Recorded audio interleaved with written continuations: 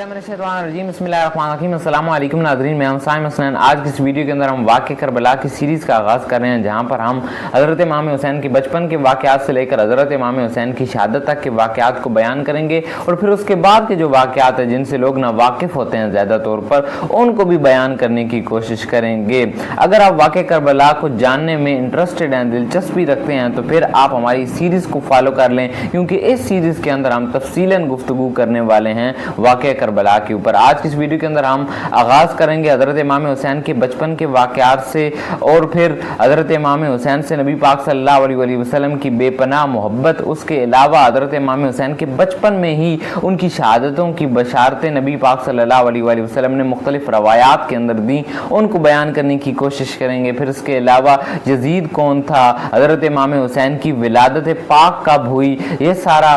Cover करेंगे। और इसके अलावा ये भी आपको बताएंगे कि हज़रत इमाम हुसैन जो है वो मदीने से मक्का कैसे पहुँचे। इस सारे वाक़े को आज की इस वीडियो के अंदर हम कवर करने की कोशिश करेंगे। तो आगाज़ करते हैं हज़रत इमाम हुसैन के बचपन के वाक़यात से। आप और मैं, हर शख्स को पता है कि नबी पाक सल्लल्लाहु अलैहि वसल्लम ने अपनी अहले बैत अतहार से बहुत ज़्यादा मोहब्बत का इज़हार फरमाया और अपने ग़ुलामों से भी ये इरशाद फरमाया कि मेरे ख़ानदान के साथ मोहब्बत करो। यानी गोया जिसने हज़रत इमाम हसन, हज़रत इमाम हुसैन, फ़ातिमा, अली और नबी पाक सल्लल्लाहु अलैहि वसल्लम के ख़ानदान से जो है वो मोहब्बत का इज़हार किया, तो गोया उसने नबी पाक सल्लल्लाहु अलैहि वसल्लम से मोहब्बत का इज़हार फरमाया। रसूलुल्लाह सल्लल्लाहु अलैहि वसल्लम ने एक जगह पर इरशाद फरमाया कि मैं तुम्हारे पास दो बड़ी भारी चीज़ें और बड़ी वज़नी चीज़ें छोड़कर जा रहा हूँ। एक तो अल्लाह की किताब कुरान मजीद छोड़कर जा रहा हूँ और दूसरा अपना ख़ानदान छोड़कर जा रहा हूँ। इन दोनों को बड़ी मजबूती से थाम लो। अगर तुम इन दोनों चीज़ों को मजबूती से थाम लोगे तो तुम कभी गुमराह नहीं होगे। यानी उलमा कहते हैं कि नबी पाक सल्लल्लाहु अलैहि वसल्लम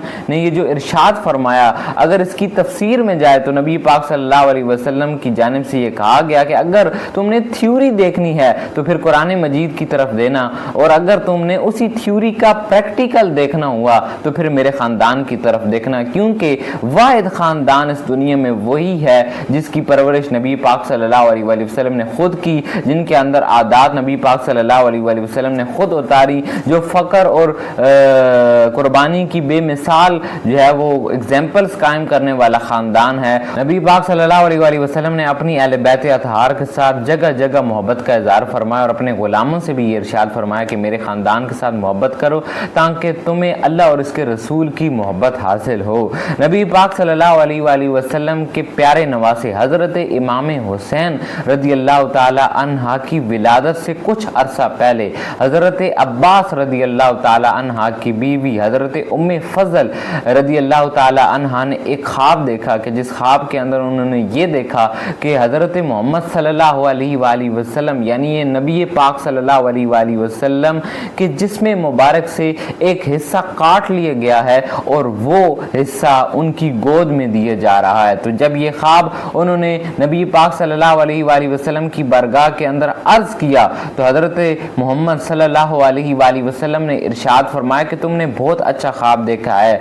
हज़रत फ़ातिमा के घर बेटा होने वाला है और वो तुम्हारी गोद में दिया जाएगा। और बाद में ऐसा ही हुआ, जब हज़रत इमाम हुसैन पैदा हुए तो बाद में हज़रत उम्मे फ़ज़ल की गोद में दिए गए। हज़रत इमाम हुसैन 5 शबानुल मुअज़्ज़म 4 हिजरी को पैदा हुए हज़रत फ़ातिमा हज़रत अली के घर, और नबी पाक सल्लल्लाहु अलैहि वसल्लम ने इस पर बहुत खुशी का इज़हार फरमाया। हज़रत इमाम हुसैन ने जो पहली आवाज़ इस दुनिया के अंदर सुनी वो आखिरुज़्ज़मां आखिरी नबी हज़रत मोहम्मद सल्लल्लाहु अलैहि वसल्लम की सुनी। हज़रत इमाम हुसैन ने जो पहली आज़ान सुनी वो नबी पाक सल्लल्लाहु अलैहि वसल्लम की आवाज़ में सुनी, पहली आवाज़ सुनी जो वो नबी पाक सल्लल्लाहु अलैहि वसल्लम की सुनी। और इसके अलावा जो घुट्टी दी गई हज़रत इमाम हुसैन को वो आखिरुज़्ज़मां नबी हज़रत मोहम्मद सल्लल्लाहु अलैहि वसल्लम ने अपने हाथों से हज़रत इमाम हुसैन को दी। हज़रत इमाम हुसैन का नाम आपकी विलादत के 7वें दिन रखा गया और ये नाम नबी पाक सल्लल्लाहु अलैहि वसल्लम ने खुद रखा। हज़रत इमाम हसन का नाम और हज़रत इमाम हुसैन का नाम, दोनों का नाम नबी पाक सल्लल्लाहु अलैहि वसल्लम ने खुद रखा था। और कहा जाता है कि अरब की जालियत के ज़माने में इससे पहले किसी का नाम हसन और हुसैन नहीं था, और दुनिया कायनात में इससे पहले कभी भी किसी का नाम ना तो हसन रखा गया था और ना ही हुसैन रखा गया था। तो नबी पाक सल्लल्लाहु अलैहि वसल्लम ने इनसे बेपनाह मोहब्बत का इज़हार फरमाया। एक जगह पर फरमाया कि हुसैन मिन्नी व अना मिनल हुसैन, यानी हुसैन मुझसे है और मैं हुसैन से हूँ। और फिर एक जगह पर जब आप मस्जिद के अंदर तशरीफ़ लाए तो उस वक़्त हज़रत इमाम हुसैन दौड़ते हुए आए और आपकी दाढ़ी मुबारक के अंदर अपनी उंगलियां दाखिल कर लीं। तो उस वक़्त नबी पाक सल्लल्लाहु अलैहि वसल्लम ने उनसे मोहब्बत का इज़हार फरमाया, उन्हें बोसा दिया और फिर ये इरशाद फरमाया कि या अल्लाह, मैं अपनी अहले बैत के साथ मोहब्बत करता हूँ, मैं हज़रत इमाम हसन हज़रत इमाम हुसैन के साथ मोहब्बत करता हूँ, तो तू भी हज़रत इमाम हसन हज़रत इमाम हुसैन के साथ मोहब्बत कर और मेरी अहले बैत के साथ मोहब्बत कर। और फिर अपने ग़ुलामों को भी यही दर्स दिया। सहाबा इकराम रज़ियल्लाहु ताला अन्हा नबी पाक सल्लल्लाहु अलैहि वसल्लम को देखते थे कि किस तरीके से हज़रत इमाम हसन और हज़रत इमाम हुसैन की नबी पाक सल्लल्लाहु अलैहि वसल्लम ताज़ीम करते थे, उनसे मोहब्बत करते थे। तो फिर सहाबा इकराम भी उनसे इसी तरीके से मोहब्बत का इजहार करते थे, क्योंकि वो जानते थे कि ये जनती सरदारों के सरदार हैं, जनती जवानों के सरदार हैं। और करबला की खाक पर हज़रत इमाम हुसैन ने एक बहुत बड़ी कुर्बानी देनी है, इसलिए वो जो है वो नबी पाक सल्लल्लाहु अलैहि वसल्लम के नवासे हज़रत इमाम हुसैन और हज़रत इमाम हसन से बेपनाह मोहब्बत का इजहार करते थे। नबी पाक सल्लल्लाहु अलैहि वसल्लम दिन में 2 दफ़ा हज़रत सैयदा फ़ातिमा के घर तशरीफ़ लेके जाया करते थे और कभी कभी ये भी इरशाद फरमाते थे कि आज मेरा दिल कर रहा है कि मैं आज सैयदा फ़ातिमा के घर क़याम करूँ। और सैयदा फ़ातिमा ये इरशाद फरमाती हैं कि जब भी नबी पाक सल्लल्लाहु अलैहि वसल्लम तशरीफ़ लाते थे और चारपाई पर लेटते थे तो एक कंधे पर हज़रत इमाम हसन सवार हो जाते थे, एक कंधे पर हज़रत इमाम हुसैन सवार हो जाया करते थे। और रात को जब हज़रत इमाम हुसैन दूध मांगते थे तो उस वक़्त सैयदा फ़ातिमा जब उठती थीं तो उस वक़्त नबी पाक सल्लल्लाहु अलैहि वसल्लम उनको इरशाद फरमाते थे कि आप बैठ जाएं, आज ये मेरे साथ सोए हैं तो आज दूध भी मैं ही इनको पिलाऊंगा। और इससे एक मिलती जुलती रवायत है कि हज़रत अली एक जगह पर बयान करते हैं कि नबी पाक सल्लल्लाहु अलैहि वसल्लम हमारे घर तशरीफ़ लाए और रात को हज़रत इमाम हसन ने दूध मांग लिया तो नबी पाक सल्लल्लाहु अलैहि वसल्लम उठे, हमारी बकरी के पास गए, वहाँ से दूध लेकर आए और हज़रत इमाम हसन को दिया। इतने में हज़रत इमाम हुसैन ने मांग लिया तो सैयदा फ़ातिमा ने ये इरशाद फरमाया कि लगता है कि नबी पाक सल्लल्लाहु अलैहि वसल्लम को हज़रत इमाम हसन से ज़्यादा मोहब्बत है। तो उस वक़्त नबी पाक सल्लल्लाहु अलैहि वसल्लम ने ये इरशाद फरमाया कि नहीं, क्योंकि पहले हज़रत इमाम हसन ने मांगा है तो इसलिए हज़रत इमाम हसन को दिया गया है। तो अलैहि वसल्लम ने यूं अपने नवासों से बेपनाह मोहब्बत का इजहार फरमाया। एक जगह पर हज़रत उमर रवायत करते हैं कि मैंने देखा कि हज़रत इमाम हसन और हज़रत इमाम हुसैन नबी पाक सल्लल्लाहु अलैहि वसल्लम के कानों पर सवार थे और मैंने ये कहा कि तुम ये नहीं देखते कि तुम्हारी सवारी कितनी खूबसूरत है। तो उस वक़्त नबी पाक सल्लल्लाहु अलैहि वसल्लम ने इरशाद फरमाया कि क्या तुम ये नहीं देखते कि सवार कितने खूबसूरत है। तो यूं नबी पाक सल्लल्लाहु अलैहि वसल्लम ने अपने नवासों से मोहब्बत का इज़हार फरमाया और सहाबा इकराम के अंदर उनकी शान को बयान किया और ये भी बताया कि ये लोग जनती जवानों के सरदार हैं। और हज़रत इमाम हुसैन के बचपन में ही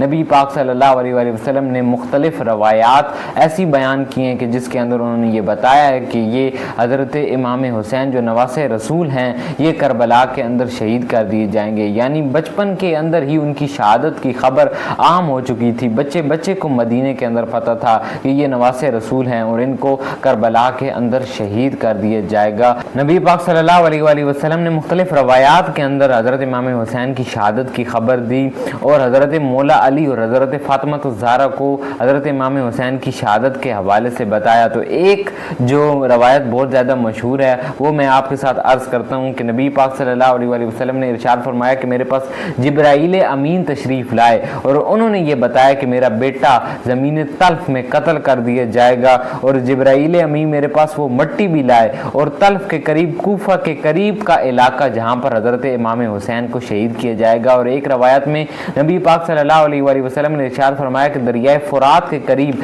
हज़रत इमाम हुसैन को शहीद किया जाएगा। और ये भी बताया कि 60 हिजरी के इख्तिताम पर हज़रत इमाम हुसैन को शहीद किया जाएगा। और मौला अली को जब ये खबर मिली तो मौला अली हज़रत इमाम हुसैन की शहादत की जगह भी देख कर आए और जहाँ पर आपकी कब्र मुनव्वर ہے آج اس جگہ کو بھی دیکھ کر آئے، اس جگہ کو بھی دیکھ کے آئے جہاں پر خاندان رسول نے تنہا یزیدیوں کا مقابلہ کیا اور ظلم و بربریت کے خلاف ڈٹ کھڑے ہوئے اور حق کے لیے کھڑے ہوئے اور دین رسول صلی اللہ علیہ وسلم کو بچانے میں اہم کردار ادا کیا۔ اب جانتے ہیں کہ یزید کون تھا اور یزید کس طریقے سے تخت کے اوپر بیٹھا۔ پھر آپ کو آخر میں حضرت امام حسین کے مدینے سے مکہ کا سفر آپ کو بتاؤں گا۔ تو یزید جو تھا وہ حضرت امیر معاویہ کا بیٹا تھا اور یزید بڑی قد و قامت والا تھا، اس کے بڑے برے کام تھے اور 25 ہجری میں حضرت امیر معاویہ کے گھر میں پیدا ہوا تھا اور یہ اس کی صورت جو تھی وہ بدنما تھی، بال بڑے تھے، گندی عادات کا مالک تھا، گستاخ تھا، سود کو اس نے عام کیا اور اس کے علاوہ ان لوگوں سے بھی جو ہے وہ اس نے نکاح قائم کر دیے جن سے نکاح کرنا حرام تھے، یعنی جن رشتوں سے نکاح کرنا حرام تھے ان سے بھی اس نے نکاح جو ہے وہ رائج کروا دیے تھے۔ تو بڑا بدبخت تھا۔ یزید جانتا تھا کہ اس کے والد حضرت امیر معاویہ نبی پاک صلی اللہ علیہ وسلم اور ان کے خاندان سے بے پناہ محبت کرتے ہیں اور حضرت امیر معاویہ جب وفات ان کی ہوئی تو اس سے پہلے انہوں نے یہ وصیت کی کہ جب بھی میں وفات پا جاؤں تو میری قبر کے اندر ان تمام تبرکات اور لباس کو بھی ساتھ رکھیے گا جو نبی پاک صلی اللہ علیہ وسلم نے مجھے عنایت کیے تھے۔ وہ جانتے تھے کہ اگر میری کسی بھی وجہ سے بخشش نہ بھی ہوئی تو تب بھی ان چیزوں کی وجہ سے جن کو نبی پاک صلی اللہ علیہ وسلم کی جانب سے مجھے عطا کیا گیا ہے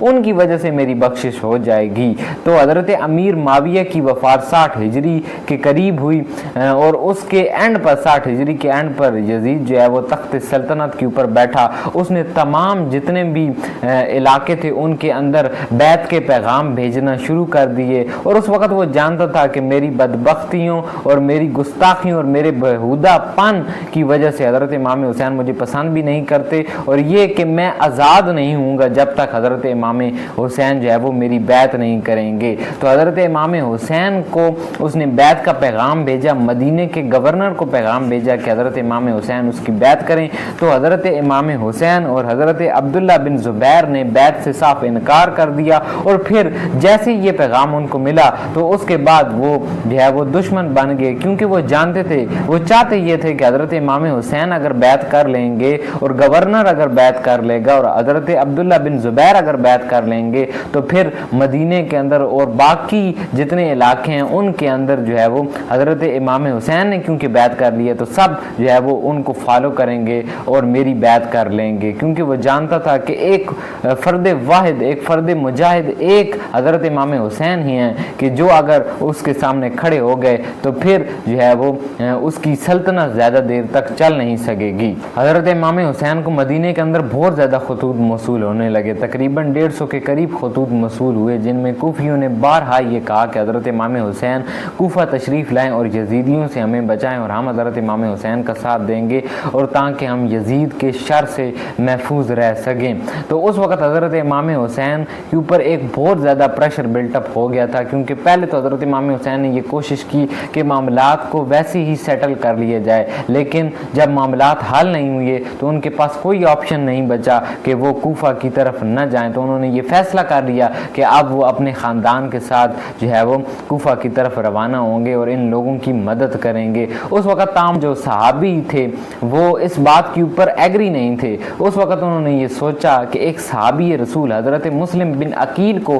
پہلے بھیجا جائے اور وہ وہاں سے خبر لائیں اور خبر بھیجیں، خط بھیجیں، جس کے ذریعے حضرت امام حسین کو وہاں کے حالات کا پتہ چلے اور پھر حضرت امام حسین اگر معاملات ٹھیک ہیں تو پھر کوفہ جائیں اور وہاں پر جا کر ان کی مدد کریں۔ لیکن اس وقت بھی تمام صحابی جو تھے وہ اس بات پر ایگری نہیں تھے، اور اگر حضرت امام حسین اس وقت کوفہ نہ جاتے تو پھر کوفیوں کو ایک آپشن یہ بھی قیامت کے اندر مل جاتا کہ وہ اللہ تعالیٰ کے سامنے یہ کہتے کہ ہم نے نواسے رسول صلی اللہ علیہ وسلم کو بہت زیادہ خطوط بھیجے اور ہم نے کہا کہ آپ ہماری مدد کریں، لیکن وہ نہیں آئے اور انہوں نے ہماری مدد نہیں کی اور ہمیں یزید کے ڈر اور خوف کی وجہ سے اس کی بیعت کرنا پڑ گئی، جس کی وجہ سے ہم نے اس کی بیعت کر لی، ہمارے پاس اور کوئی آپشن نہیں تھا۔ تو اس وجہ سے حضرت امام حسین نے یہ فیصلہ کیا کہ وہ اب جو ہے وہ مدینہ کو چھوڑیں گے اور مکہ جائیں گے اور پھر مکہ سے آگے کوفہ کا سفر کریں گے۔ تو اس وقت تمام صحابی رسول اللہ صلی اللہ علیہ وسلم نے حضرت امام حسین کو روکا کہ آپ کوفہ نہ جائیں، آپ کے لیے خطرہ خطرہ ہے, لیکن اس وقت آپ کے پاس کوئی آپشن نہیں تھا کہ آپ کوفہ نہ جاتے, کیونکہ اگر فرض کریں وہ کوفہ نہیں جاتے اس سارے معاملے کے باوجود, تب بھی یزیدی یہاں پر آ جاتے اور یہاں پر آ کر زمین رسول اللہ صلی اللہ علیہ وآلہ وسلم پر مسلمانوں کا قتل عام ہوتا, مکہ کے اندر قتل عام ہوتا. تو اس وجہ سے اللہ کے رسول اور اللہ کے رسول کے شہر کو بچانے کی خاطر نبی پاک صلی اللہ علیہ وآلہ وسلم کے نواسے رسول صلی اللہ علیہ وآلہ وسلم نے اپنے نانا کے دین کو بچانے کی خاطر اپنا گھر بار چھوڑ دیا, اپنا شہر چھوڑ دیا, جس شہر کے اندر انہوں نے اپنا بچپن گزارا اس شہر کو چھوڑ دیا. تو اس وجہ سے حضرت امام حسین نے یہ فیصلہ کیا کہ وہ اب جو ہے وہ مدینہ کو چھوڑیں گے اور مکہ جائیں گے اور پھر مکہ سے آگے کوفہ کا سفر کریں گے. تو یوں حضرت امام حسین نے مدینہ منورہ کو چھوڑا اور مکہ مکرمہ پہنچے, اور پھر مکہ مکرمہ سے آگے کا سفر جو ہے وہ ہم اگلی ایپیسوڈ کے اندر بیان کریں گے. آپ ہماری واقعہ کربلا کی سیریز کے ساتھ جڑے رہیے تاکہ آپ کو واقعہ کربلا تفصیلاً جاننے کو ملے. آج کی ویڈیو سے اتنا ہی. اپنا فیڈ بیک دینا مت بھولیے گا. پاکستان زندہ باد, پاکستان پائندہ باد.